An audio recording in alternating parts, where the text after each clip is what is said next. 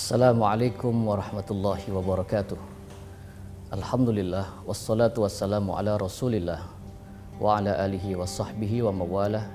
La haula wa la quwwata illa billah. Pemirsa yang dirahmati oleh Allah Subhanahu wa taala, Pondok Pesantren adalah sebuah lembaga pendidikan yang terbaik. Bukan hanya terbaik, tetapi Pondok Pesantren juga adalah merupakan sebuah lembaga pendidikan yang tertua yang ada khususnya di Indonesia ini. Pesantren berasal dari kata santri yang bermukim di sebuah tempat, pemondokan ataupun sebuah yang disebut dengan kobong. Kalau saat ini disebut dengan asrama. Pesantren memiliki sejarah yang begitu kental dengan sejarah masuknya Islam ke bumi Nusantara Indonesia ini. Dulu ada seorang bernama Syekh Muhyiddin bin Hasanuddin bin Yusuf Ja'far Shadiq bin Zainal Abidin, keturunan dari Sayyid Husain, keturunan dari Fatimah, keturunan dari baginda Rasulullah Muhammad SAW. Beliau satu malam bermimpi berjumpa dengan Rasulullah Muhammad SAW. Sesuai dengan hadis Nabi, kata Nabi, man ro'ani fil manami faqad ro'ani. Siapa orang yang bermimpi berjumpa dengan aku di dalam tidurnya, maka betul itu adalah aku yang datang di dalam tidurnya. Karena sabda Nabi, la tabqa minan nubuwah ar-ru'yatus sholihah. Tidak ada yang tersisa daripada ilmu kenabian kecuali mimpi-mimpi yang baik, mimpi-mimpi yang benar yang terjadi pada kita semua. Setiap kita pasti pernah bermimpi. Dan setiap mimpi-mimpi yang terbaik, mimpi-mimpi yang baik itu adalah merupakan bagian daripada ilmu-ilmu kenabian. Pemirsa El Sinta TV yang dirahmati oleh Allah Subhanahu wa taala. Di dalam mimpinya mendapatkan perintah. Perintah apa? Untuk membangun sebuah pondok pesantren untuk menyebarkan ajaran agama Allah Subhanahu wa taala. Di dalam mimpinya Maulana Hasanuddin diperintah oleh Rasulullah Muhammad SAW untuk menyebarkan Islam ke daerah Nusantara. Lalu berangkatlah, singkatnya sejarah, Maulana Hasanuddin bin Yusuf Ja'far Shadiq ini berangkat menuju ke wilayah Champa, yang di sana sudah tersebar banyak kerajaan-kerajaan yang sudah menjadi Islam. Salah satunya ada di wilayah Malaka. Ada kesultanan Islam yang kejayaannya luar biasa. Islam menyebar pesat di wilayah Malaka. Lalu dari Sultan Malaka ini memiliki seorang putri yang cantik, yang sudah hafal Al-Quran. 6.666 ayat, 114 surah. Ada ayat muhakkamat, ada ayatul muhakkam mutasyabihat. Ini sudah dihafalkan oleh putri daripada Sultan Malaka yang bernama Nyai Mas Ratu Subang Larang. Lalu dibawalah oleh Maulana Hasanuddin bin Yusuf Ja'far Shadiq ke sebuah wilayah yang saat ini kita kenal dengan wilayah Kerawang. Sesampai di wilayah itu, Maulana Yusuf Ja'far Shadiq membangun sebuah masjid dan membuat sebuah pondok pesantren dengan satu orang santri yang cantik rupanya, bagus bacaan Al-Qur'annya, dia ahli Quran, ahli tauhid, ahli fikih. Setiap hari pekerjaannya hanya mengaji dan belajar kepada gurunya, yaitu yang bernama Syekh Hasanuddin atau yang dikenal dengan sebutan nama Syekh Kuro. Singkatnya sejarah, pemirsa El Sinta TV yang dirahmati oleh Allah Subhanahu wa taala. Lama-kelamaan pesantren yang dibangun oleh Maulana Hasanuddin bin Yusuf Ja'far Shadiq atau yang dikenal dengan nama Syekh Kuro ini terdengar oleh raja-raja di wilayah Nusantara. Dan saat itu di wilayah Nusantara, raja-raja banyak yang beragama non-muslim. Mereka yang menguasai wilayah Nusantara adalah mereka yang beragama Hindu dan beragama Buddha. Sehingga terdengarlah oleh raja-raja di wilayah Nusantara bahwa ada satu wanita cantik. Karena raja itu nggak boleh dengar ada wanita cantik. Dari zaman Raja Ramses yang pertama sampai zaman saat ini, setiap penguasa itu ditaklukkan oleh wanita-wanita cantik, termasuk raja-raja yang saat itu berkuasa. Akhirnya raja-raja mengadakan sayembara bahwa siapa yang mampu memenangkan sayembara ini, maka dia berhak untuk mendapatkan putri cantik yang bernama Nyai Mas Ratu Subang Larang. Pemirsa El Sinta TV yang dirahmati oleh Allah Subhanahu wa Ta'ala. Setelah mengadakan pertarungan, adu kesaktian, lalu dimenangkan oleh seorang raja dari wilayah Pajajaran yang bernama Prabu Siliwangi. Ini bukan sejarah fiktif, ini bukan dongeng, tapi ini adalah sejarah yang real, sejarah yang nyata dibangunnya peradaban Islam di tanah Nusantara, khususnya di Indonesia ini. Pemirsa El Sinta TV yang dirahmati oleh Allah Subhanahu wa Ta'ala. Lalu Prabu Siliwangi setelah memenangkan sayembara, beliau mengucapkan kalimat jampi kesaktiannya dengan kitab yang tertulis. Dari kitab yang saya miliki itu berbunyi Hong, karena Prabu Siliwangi itu adalah seorang yang beragama Buddha. Lalu dengan kalimat Hong itu Prabu Siliwangi terbang sampai di wilayah Karawang, dan tepat di hadapan Nyai Mas Ratu Subang Larang, Prabu Siliwangi langsung mengutarakan maksud dan tujuannya dengan berkata, "Wahai Nyai Mas Ratu Larasantang, saya yang bernama Prabu Siliwangi, raja daripada kerajaan Pajajaran, ingin meminang engkau, akan aku jadikan engkau sebagai permaisuri di kerajaan Pajajaran. Mau tidak mau harus mau." Apa jawaban Nyai Mas Ratu Subang Larang? "Wahai Prabu Siliwangi, saya sebagai wanita muslimah, Islam mengajarkan kepada saya, siapapun yang mau menikah dengan saya, maka dipersilahkan." Pemirsa El Sinta TV yang dirahmati oleh Allah Subhanahu wa Ta'ala, kita akan kembali setelah pesan-pesan berikut ini.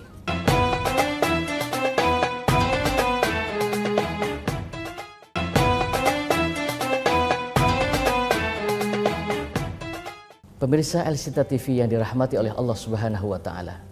Lalu Nyai Mas Ratu Subang Larang berkata, "Siapapun yang akan melamar saya akan menerima.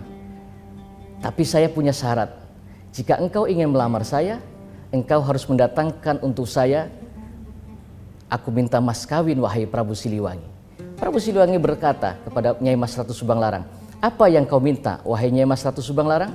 Nyai Mas Ratu Subang Larang meminta, "Aku tidak meminta harta, aku tidak meminta emas, aku tidak meminta intan dan belian, tapi yang aku minta hanyalah sebuah kalung. Apakah kau sanggup untuk mendatangkan kalung sebagai syarat mas kawin untuk menikah dengan aku?" Prabu Siliwangi bertanya, "Kalung apa wahai Nyai?" Nyai Mas Ratu Subang Larang menjawab, "Kalung ini bernama kalung lintang kerti berjajar 100. Pemirsa El Sinta TV yang dirahmati oleh Allah, kalung ini berarti pengikat. Kerti itu berarti kalung ini berarti pengikat. Lintang itu berarti bintang cahaya. Kerti itu untuk mengekarkan di dalam hati.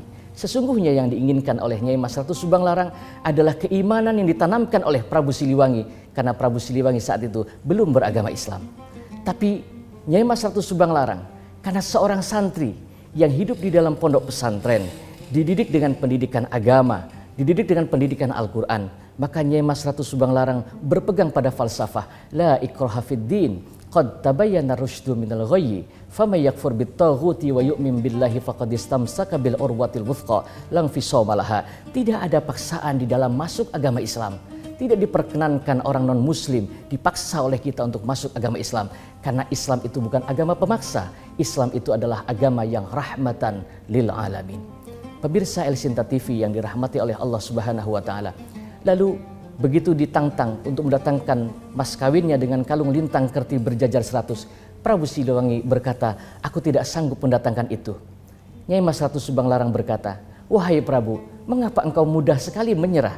Bukankah engkau mengatakan engkau akan mencintai aku dan engkau berani menikah dengan aku? Buktikan pengorbananmu." Akhirnya dilakukanlah pengorbanannya. Prabu Siliwangi mendengar bahwa kalung lintang kerti berjajar 100 itu adanya di tanah Arab. Dengan singkat, Prabu Siliwangi dengan mengucap kalimat Hong sudah jatuh di tanah Arab. Dan di sampingnya, pemirsa El Sinta TV yang dirahmati oleh Allah, ada seorang tua, seorang waliullah, seorang syekh yang sedang berzikir dengan memegang tasbih. Tasbihnya terbuat dari batu yang berwarna putih. Batu itu terkena pancaran sinar rembulan. Jumlahnya ada 100. Di hadapan Prabu Siliwangi, tasbih ini menyala, bagaikan kalung lintang kerti berjajah 100. Prabu Siliwangi langsung mengambil kalung itu dan ternyata tidak sanggup. Orang tua yang sedang membaca tasbih itu bertanya, "Wahai Prabu, wahai engkau orang yang ada di sampingku, apa yang kau inginkan?" Prabu Siliwangi berkata, "Aku hanya menginginkan itu yang kau pegang. Itu adalah kalung lintang kerti. Akan aku jadikan sebagai mas kawin untuk menikah dengan Nyai Mas Ratu Subang Lara." "Oh, ini namanya tasbih. Boleh kau memegang ini, tapi ada syaratnya." "Syaratnya apa saja wahai bapak? Akan aku lakukan syarat itu." "Syaratnya tidak susah. Gampang sekali. Syaratnya hanya ucapan, tapi kau harus mengucapkan ini dengan ketulusan dari hatimu yang paling dalam." "Baik," kata Prabu Siliwangi. Orang tua tadi yang sedang memegang tasbih mengajak Prabu Siliwangi untuk duduk di hadapannya dan memegang tangannya. Lalu orang tua tadi berucap, "Asyhadu an la ilaha illallah wa asyhadu anna Muhammadar Rasulullah." Diikuti oleh Prabu Siliwangi. Saat itulah Prabu Siliwangi masuk menjadi orang Islam, beragama Islam, melakukan syarat-syarat Islam. Pemirsa El Sinta TV yang dirahmati oleh Allah Subhanahu wa Ta'ala, selesai mendapatkan mas kawin yang diinginkan, lalu terbang dengan membaca Hong tidak mampu karena sudah menjadi orang Islam. Diajarkan, kamu sudah menjadi santri, maka kau tidak lagi membaca Hong, tetapi bacalah Bismillahirrahmanirrahim. Kullu amrin dzibalin la yubtada'u bi Bismillahirrahmanirrahim kal ibtar. Setiap perbuatan yang baik yang tidak didahului dengan kalimat bismillah, dengan menyebut asma Allah, maka terputus keberkahannya. Pemirsa El Sinta TV yang dirahmati oleh Allah Subhanahu wa Ta'ala, lalu kembali ke Kerawang dan hidup di Pajajaran, memiliki anak 3. Yang pertama bernama Raden Walang Sungsang, atau juga yang kita kenal dengan Syekh Abdullah Iman, atau yang kita kenal juga dengan Pangeran Gagak Ireng. Yang kedua bernama Nyai Mas Ratu Rara Santang. Keduanya hidup di dalam kerajaan Pajajaran, lalu mengembara untuk mencari guru, seorang ulama besar yang ada di dataran tanah wilayah Cirebon. Lalu berangkat haji sampai di Tanah Suci, bertemu dengan seorang raja bernama Sultan Abdullah bin Sultan Hud Mim Bani Israel, punya putra bernama Syarif Hidayatullah Sunan Gunung Jati. Sunan Gunung Jati atau Syarif Hidayatullah itu bukan orang lain. Dari satu sisi ibunya, beliau adalah keturunan dari kerajaan Prabu Siliwangi. Dari nasab bapaknya, beliau adalah seorang ulama besar yang bernama Sultan Abdullah, keturunan dari baginda Rasulullah Muhammad SAW. Maka tersebarlah pondok-pondok pesantren di Indonesia sebagai lembaga pendidikan yang terbaik karena berdasarkan dan berajaskan berdasarkan Al-Quran dan hadis, serta menanamkan kepekaan-kepekaan sosial. Di dalam Islam tidak ada pemaksaan di dalam agama. Di dalam Islam tidak boleh orang memaksa untuk beragama Islam. Di dalam Islam harus ada toleransi yang tinggi. Maka pembentukan karakter-karakter seperti ini yang dicontohkan oleh baginda Rasulullah Muhammad SAW sebagai uswatun hasanah, ini ditanamkan hanya pada lembaga pendidikan yang terbaik, yaitu lembaga pendidikan yang disebut dengan pondok pesantren. Pemirsa El Sinta TV yang dirahmati oleh Allah Subhanahu wa Ta'ala, maka pesantren ini adalah lembaga terlengkap, apalagi di zaman modern seperti ini. Orang tua sudah khawatir dengan maraknya pergaulan bebas, narkoba di mana-mana, miras, perjudian, dan lain sebagainya. Orang tua sekarang sudah kembali merujuk kepada ulama-ulama terdahulu. Karena ulama dan kiai adanya di pondok pesantren, maka mereka sadar bahwa lembaga pondok pesantren adalah lembaga yang terbaik. Zaman ini tidak hanya memberikan pendidikan agama, bukan hanya Al-Quran dan hadis yang diajarkan, tetapi lembaga pendidikan pondok pesantren lebih lengkap. Diajarkan pendidikan bahasa asing, bahasa Arab dan bahasa Inggris, bahasa Mandarin dan lain sebagainya. Diajarkan juga marching band, diajarkan juga kegiatan-kegiatan lainnya. Sehingga lulusan pondok pesantren ini bukan hanya menjadi anak yang soleh, tetapi juga seorang santri yang lulus dari pondok pesantren, santri yang mumpuni, yang mempunyai itikad yang kuat sehingga dipakai di masyarakat, sudah dilandaskan dengan keimanan dan ketakwaan kepada Allah Subhanahu wa Ta'ala. Pemirsa El Sinta TV yang dirahmati oleh Allah Subhanahu wa Ta'ala, kita akan kembali selesai jeda berikut ini.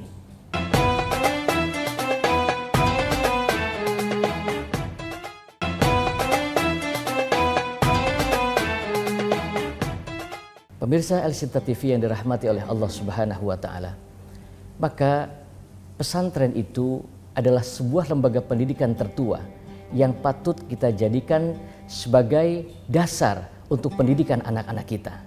Jangan anak-anak kita itu terbengkalai, sudah rusak dulu baru masuk pondok pesantren. Sehingga pesantren dianggap sebagai tempat pembuangan anak-anak nakal. Padahal dari pesantren bisa jadi wakil presiden, dari pesantren bisa jadi menteri, dari pesantren banyak yang menjadi pejabat, banyak yang jadi pegawai bank, bahkan menjadi TNI dan Polri dan lain sebagainya. Karena sudah dilandasi dengan pendidikan-pendidikan agama, sehingga ketika dia menjadi pejabat sekalipun, insya Allah menjadi pejabat yang berakhlakul karimah. Pemirsa El Sinta TV yang dirahmati oleh Allah Subhanahu wa Ta'ala, maka pondok pesantren adalah lembaga pendidikan yang terbaik. Apa yang kita inginkan, apa yang kita harapkan daripada seorang tua terhadap anaknya? Allah mengatakan di dalam Al-Quran, Rabbana hablana min azwajina wa dzurriyyatina qurrata a'yun. Harapan orang tua tiada lain adalah memiliki seorang anak yang menjadi pandangan yang indah bagi mata kita. Seorang anak yang disebut qurrata a'yun. Qurrata a'yun itu adalah seorang anak yang apabila kita memandangnya sebagai kecintaan orang tua terhadap anaknya, memandang dengan pandangan cinta kasih, memandang dengan pandangan tetesan air mata yang dingin, bukan tetesan air mata penyesalan. Karena cinta seorang tua bukan hanya ketika hidup di dunia, tapi cinta orang tua kepada anaknya sampai di akhirat. Orang tua akan selalu cintanya terhadap anaknya, tidak akan putus. Maka karena orang tua kita begitu cinta terhadap kita, maka didik anak-anak kita agar anak-anak kita menjadi anak-anak yang beriman, anak-anak yang soleh dan solehah. Anak yang soleh adalah seorang anak yang mengerti tentang hak-haknya kepada Allah, dan dia juga mengerti tentang hak-hak terhadap manusia. Ibadah saja sama tetangga nggak akur, sama keluarga berantem, sama tetangga berantem, itu tidak dikatakan soleh. Begitupun sebaliknya, sama tetangga akur, sama teman bergaul, sama teman membela, tapi tidak pernah ibadah, itu juga tidak dikatakan soleh. Soleh itu al khairu fi hukukillah wal khairu fi hukukinnas. Yang disebut dengan soleh itu adalah seorang yang baik terhadap hak-haknya Allah, dan dia juga baik terhadap hak-haknya manusia. Dan ini hanya diajarkan akhlakul karimah semacam ini di dalam sebuah lembaga pendidikan terbaik, yaitu lembaga pendidikan pondok pesantren.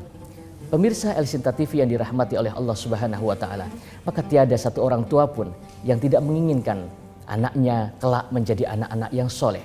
Sekali lagi saya katakan, anak yang soleh adalah anak yang selalu ingat akan jasa dan perjuangan orang tuanya. Betapa bangga orang tua ketika memiliki seorang anak yang soleh. Karena seorang anak yang soleh mampu mengangkat harkat dan derajat orang tuanya. Walaupun orang tuanya seharusnya masuk ke dalam neraka sekalipun, tapi dia punya anak yang soleh. Niscaya orang tuanya punya jaminan surga. Karena anak yang soleh akan selalu ingat kepada emak dan bapaknya. Anak yang soleh bukan hanya berbakti ketika orang tuanya masih hidup. Sampai orang tuanya sudah meninggal dunia, anak yang soleh akan terus berbakti kepada kedua orang tuanya. Kalau masih hidup, anak yang soleh, dia akan cium tangan. Dia akan tunduk berjalan di hadapan orang tuanya dengan akhlakul karimah. Kalau orang tuanya sudah meninggal dunia, maka anak yang soleh pasti dia akan ingat orang tuanya, berbakti kepada orang tuanya. Dengan cara apa? Mendoakan dan ingat jasa-jasa orang tuanya. Karena tanpa jasa orang tua, tidak mungkin manusia itu akan menjadi mulia. Siapa orang yang memuliakan orang tuanya, maka dia akan dimuliakan oleh Allah Subhanahu wa Ta'ala. Pemirsa El Sinta TV yang dirahmati oleh Allah Subhanahu wa Ta'ala, maka di akhir ini kita berdoa bermohon kepada Allah Subhanahu wa Ta'ala sebagaimana doanya seorang nabi. Nabi yang sudah punya jaminan, yang disebut oleh Allah sebagai Khalilullah, seorang yang cintanya luar biasa kepada Allah. Cintanya luar biasa sampai disebut dengan takhalli. Cinta kepada dunia tidak mampu mengalahkan cintanya kepada Allah. Cinta kepada anaknya tidak mampu mengalahkan cintanya kepada Allah. Siapakah dia? Nabiullah Ibrahim alaihissalam. Nabiullah Ibrahim adalah seorang nabi yang mendoakan kepada anaknya dengan doa, Rabbi habli minas solihin. Rabbi habli minas solihin. Ya Allah, karuniakanlah kepada kami anak-anak keturunan yang soleh dan solehah. Bahkan ketika membangun Ka'bah, wa idh yarfa'u Ibrahimul qawaida minal baiti wa Ismail, ketika Nabiullah Ibrahim meninggikan Ka'bah, pemirsa El Sinta TV yang dirahmati oleh Allah, Nabiullah Ibrahim berdoa setelah membangun Ka'bah dengan doanya yang luar biasa. Apa doa Nabiullah Ibrahim? Kita aminkan. Rabbana taqabbal minna innaka antas samiul alim wa tub alaina innaka antat tawwabur rahim. Ya Allah, terimalah amalan-amalan kami ini. Kami membangunkan bait-Mu ya Allah. Rabbana waj'alna muslimaini lak wa min dzurriyyatina ummatan muslimatan lak. Ya Allah, jadikanlah kami berdua ini, Ibrahim dan Ismail, orang yang berserah diri. Lalu doanya yang terakhir, Nabiullah Ibrahim berharap kepada Allah, bermohon dengan menangis, Rabbana wab'as fihim rasulan minhum yaslu alaihim ayatik wa yu'allimuhumul kitab wal hikmah wa yuzakkihim innaka antal azizul hakim. Ya Allah, ya Tuhan kami, nanti lahirkan di samping rumahmu yang mulia ini ya Allah, rasulan, satu orang rasul saja, yaslu alaihim ayatik, untuk mengajarkan ayat-ayatmu ya Allah. 3000 tahun doa Nabiullah Ibrahim dikabulkan oleh Allah Subhanahu wa taala. Ibrahim punya anak Ismail, punya anak Adnan, Ma'adi, dan seterusnya sampai Lu'ai, sampai dengan Abdi Manaf, sampai dengan Abdul Muttalib, sampai dengan Abdullah, sampai dengan Muhammad sallallahu alaihi wasallam. Doa Nabiullah Ibrahim berharap ingin punya anak soleh, kebanggaan sebagai orang tua, dikabulkan oleh Allah Subhanahu wa taala. Mudah-mudahan amal-amal kita diterima oleh Allah Subhanahu wa taala, dan jangan salah didik anak-anak kita. Lembaga pendidikan yang terbaik adalah lembaga pendidikan pondok pesantren, agar anak-anak kita kelak menjadi anak-anak yang soleh dan solehah. Terima kasih, semoga manfaat. Wallahul muwaffiq ila aqwamit thoriq. Assalamualaikum warahmatullahi wabarakatuh.